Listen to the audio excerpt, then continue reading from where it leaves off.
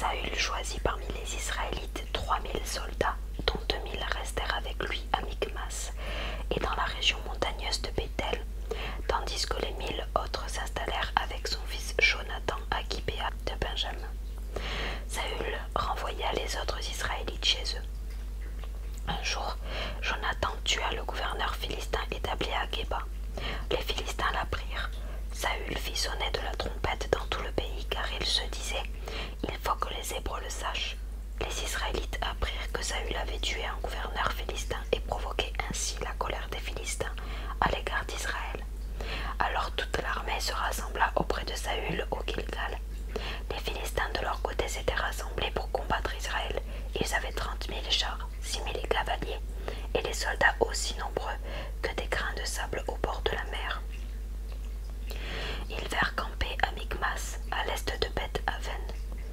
Lorsque la population israélite se vit menacée de si près, les gens allèrent se cacher dans des cavernes, des trous, des failles de rochers, des souterrains et des citernes. Certains d'entre eux franchirent le Jourdain pour se réfugier dans les territoires de Gad et de Galaad. Pendant ce temps, Saül était encore au Gilgal, et toute son armée tremblait de peur. Durant 7 jours, on attendit le moment du rendez-vous que Samuel avait fixé, mais Samuel n'arriva pas au Gilgal. Les soldats commencèrent à abandonner Saül et à se disperser. Alors Saül ordonna de préparer les animaux pour le sacrifice complet et les sacrifices de communion. Puis offrit lui-même le sacrifice complet. Il achevait cette cérémonie lorsque Samuel arriva. Saül alla au-devant de lui pour le saluer. « Qu'as-tu fait là ?» lui demanda Samuel. Saül répondit « J'ai vu que les soldats m'abandonnaient et que tu n'étais pas venu au rendez-vous. De plus, je savais que les Philistins étaient rassemblés à Michmas.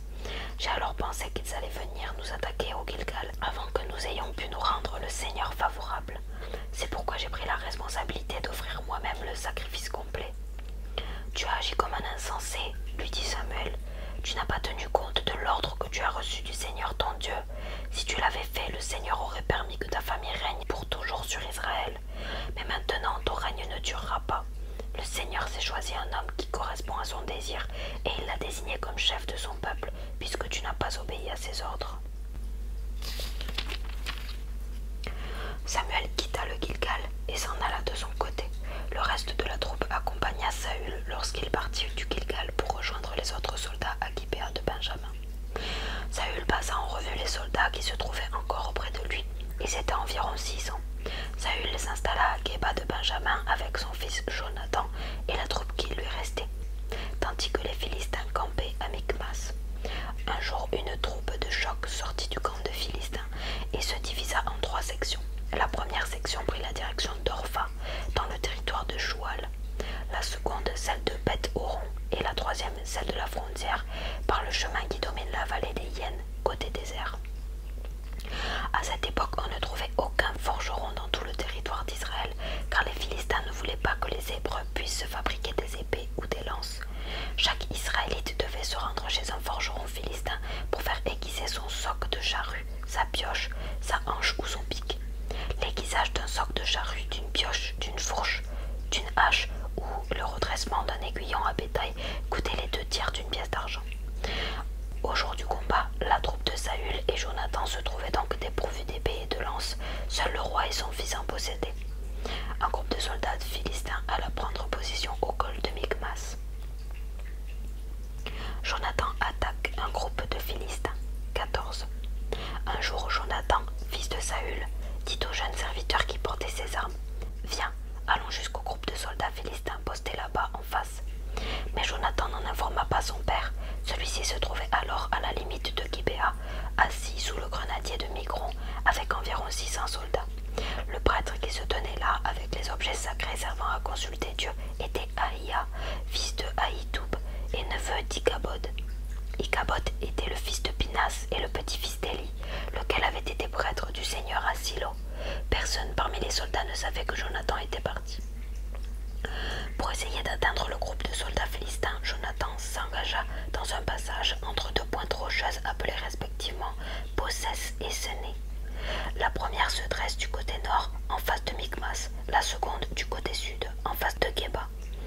Jonathan dit à son serviteur « Viens, allons jusqu'à ce groupe de Philistins païens. Peut-être que le Seigneur agira en notre faveur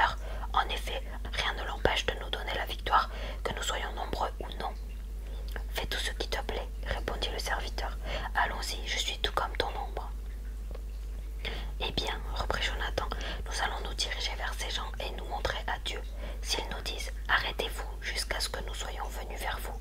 Nous resterons sur place, nous ne monterons pas vers eux. Si au contraire ils nous disent « Montez vers nous », nous monterons, car ce sera pour nous le signe que le Seigneur les livre en notre pouvoir. » Tous deux allèrent donc se montrer aux Philistins. Ceux-ci se dirent entre eux « Tiens, voilà des Hébreux qui sortent des trous où ils étaient cachés. » Ils interpellèrent Jonathan et son serviteur. « Montez vers nous, leur crièrent-ils, nous voulons vous raconter quelque chose. » Alors Jonathan dit au serviteur, « Monte derrière moi, le Seigneur les a livrés à Israël. » Jonathan monta en s'aidant des mains et des pieds, suivi de son serviteur. Les Philistins tombaient sous les coups de Jonathan et le serviteur derrière lui les achevait. Cette première défaite affligée par Jonathan et son serviteur causa la mort d'une vingtaine de Philistins, tués sur un espace des plus restreints. Les Philistins restaient dans le camp ainsi que toute la population des environs en furent terrifiés. La terreur s'empara même des postes de garde et des troupes de choc des Philistins. En plus, la terre se mit à trembler. Ce fut alors une immense panique. De Gibéa de Benjamin, les sentinelles de Saül vinrent cette foule de Philistins qui couraient dans toutes les directions. Saül ordonna à ses soldats qu'on fasse l'appel. Voyez qui est parti d'ici. On fit l'appel et l'on constata que Jonathan et son serviteur manquaient. Saül dit au prêtre Aïa, apporte ici le coffre sacré du Seigneur. Ce jour-là, en effet, le coffre sacré se trouvait au camp des Israélites. Pendant que Saül parlait au prêtre, le tumulte allait en augmentant dans le camp philistin. Saül dit alors à Aïa, inutile de consulter Dieu. Saül rassembla sa troupe et ils partirent au combat. Ils trouvèrent leurs ennemis qui se battaient entre eux dans un tumulte indescriptible. Les Hébreux qui précédemment s'étaient soumis aux Philistins et qui participaient à leur expédition militaire se rallièrent à Israël aux côtés de Saül et Jonathan. Tous les autres Israélites qui s'étaient cachés dans la région montagneuse d'Éphraïm apprirent que les Philistins avaient pris la fuite. Ils se mirent eux aussi à les poursuivre et à les combattre. C'est ainsi que, ce jour-là, le Seigneur accorda la victoire à Israël. Les soldats israélites sauvent Jonathan. La bataille se déroula jusqu'au-delà de Beth-Aven. Ce jour-là, les Israélites avaient souffert car Saül les avait placés sous la menace de cette malédiction. Si quelqu'un prend de la nourriture avant le soir, avant que je me sois vengé de mes ennemis, qu'il soit maudit. Personne n'avait donc mangé quoi que ce soit. Ils arrivèrent tous dans une forêt où il y avait du miel jusque par terre. En pénétrant dans la forêt, les soldats vinrent ce miel qui s'écoulait.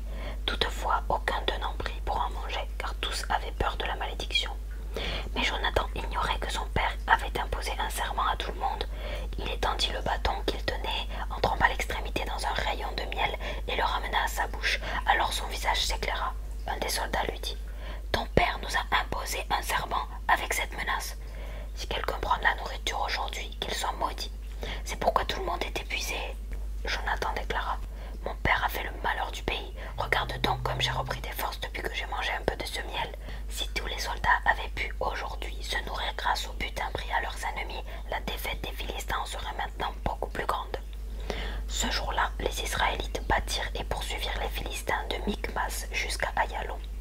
Ils en furent si épuisés qu'ils se précipitèrent sur le butin, prirent des moutons, des bœufs et des veaux, les égorgèrent sur place et les mangèrent à l'endroit même où le sang avait coulé. On avertit Saül que le peuple commettait une faute à l'égard du Seigneur en mangeant les bêtes là où on les avait saignées. Saül s'écria « Quelle infidélité! Roulez immédiatement une grosse pierre jusqu'ici. Ensuite, passez parmi les gens et dites-leur de venir à moi, chacun avec son bœuf ou son mouton. C'est ici qu'ils égorgeront leurs bêtes, puis ils pourront les manger. De cette façon, ils ne commettront pas de faute à l'égard du Seigneur en les mangeant là où elles ont été saignées. » Ce soir-là, chacun ramena donc sa bête et l'égorgea à cet endroit. C'est ainsi que Saül construisit un autel pour le Seigneur. Ce fut le premier autel qu'il lui construisit. Puis Saül ordonna l'ordre suivant. Descendons pendant la nuit à la poursuite des Philistins. Pillons-les jusqu'à ce que le jour se lève et ne leur laissons aucun survivant. Fais tout ce que tu juges bon, répondirent les soldats. Mais le prêtre proposa, consultons d'abord Dieu. Saül demanda donc à Dieu, dois-je descendre à la poursuite des Philistins? Les livreras-tu en notre pouvoir? Mais Dieu ne lui donna pas de réponse ce jour-là. Alors Saül convoqua tous les chefs du peuple auprès de lui et leur dit « Examinez attentivement quel péché a été commis aujourd'hui par le Seigneur vivant, le Sauveur d'Israël. Je jure que le fautif mourra, même s'il s'agit de mon fils Jonathan. » Dans toute la troupe, personne ne répondit. Saül reprit « Vous, tous les Israélites,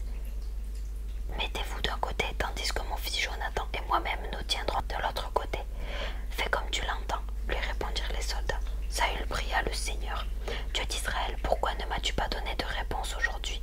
Seigneur, réponds-moi par les sorts sacrés. Si la faute vient de Jonathan ou de moi-même, réponds par l'Urim. Si la faute vient de l'armée, réponds par le Thummim. Jonathan et Saül firent désigner et l'armée mise hors de cause. Saül ordonna qu'on tire au sort entre Jonathan et moi. Jonathan fut désigné. Alors Saül lui dit, révèle-moi ce que tu as fait. Jonathan répondit, avec l'extrémité de mon bâton, j'ai pris un peu de miel et je l'ai mangé. Voilà, je suis prêt à mourir. Que Dieu m'inflige la plus terrible des punitions si tu ne meurs pas, Jonathan, s'écria Saül. Mais les soldats dirent à Saül, Jonathan devrait-il mourir, lui qui a procuré cette grande victoire à Israël? C'est inconcevable, par le Seigneur vivant. Nous ne permettrons pas qu'un seul cheveu tombe de sa tête, car c'est avec l'aide de Dieu qu'il a agi en ce jour. Ainsi l'armée obtint que Jonathan échappe à la peine de mort. Saül cessa de poursuivre les Philistins, et ceux-ci retournèrent chez eux. Les victoires de Saül, sa famille. Dès que Saül fut devenu roi d'Israël, il combattit tous les ennemis alentour, les Moabites, les Ammonites, les Édomites, les royaumes de Soba et les Philistins. Dans chaque cas, il remporta la victoire. Un jour, il montra toute sa vaillance en battant les Amalécites et en délivrant ainsi Israël de ceux qui pillaient le pays. Saül eut des fils, Jonathan, Ishévi et Malkishua, ainsi que des filles, Mérab l'aînée et Michal la cadette. Sa femme s'appelait Ahinoam et elle était fils d'Ahimaas. Son général en chef s'appelait Abner et il était fils de Ner, l'oncle de Saül. En effet, Kish, le père de Saül, et Ner, le père d'Abner, étaient fils d'Abiel. Durant tout son règne, Saül fit une guerre acharnée contre les Philistins. C'est pourquoi dès qu'il remarquait un homme courageux ou victorieux, il l'enrôlait dans son armée.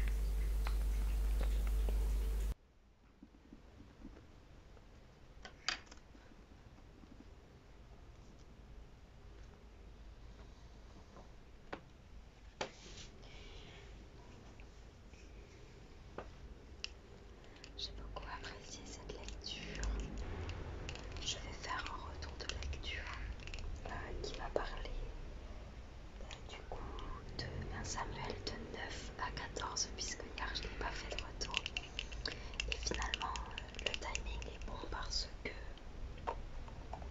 je trouve qu'il y a une valeur commune dans les deux passages.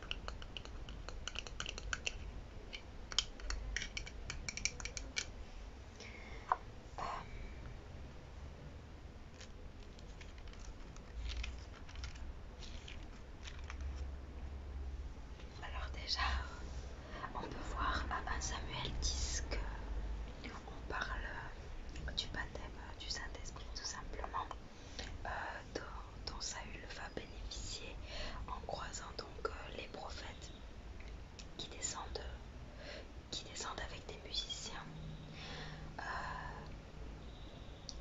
Je trouve que c'est très beau et donc on peut voir qu'il y a comme un ordre, c'est-à-dire que le fait que les prophètes soient eux-mêmes habités du Saint-Esprit à ce moment-là et qu'ils soient menés par une musique qui les apporte à un état de transe qui les rapproche de Dieu et qui ouvre leur manière de communiquer avec lui, et bien ça vient toucher Saül. Et donc on peut voir que comme un baptême du Saint-Esprit, et bien Saül à partir de là se trouve complètement changé dans ses agissements et dans sa manière de se comporter. On va le voir par la suite. C'est-à-dire qu'à plusieurs reprises, Saül est habité par l'Esprit de Dieu au moment de prendre des décisions importantes, notamment quand il s'agit de protéger son peuple. Donc dans 1 Samuel 11, et notamment on se rend compte aussi que les gens qui le connaissent de longue date voient que son comportement change dans ses choix importants et dans ses choix de vie, comme c'est écrit. Et donc ça c'est le baptême du Saint-Esprit.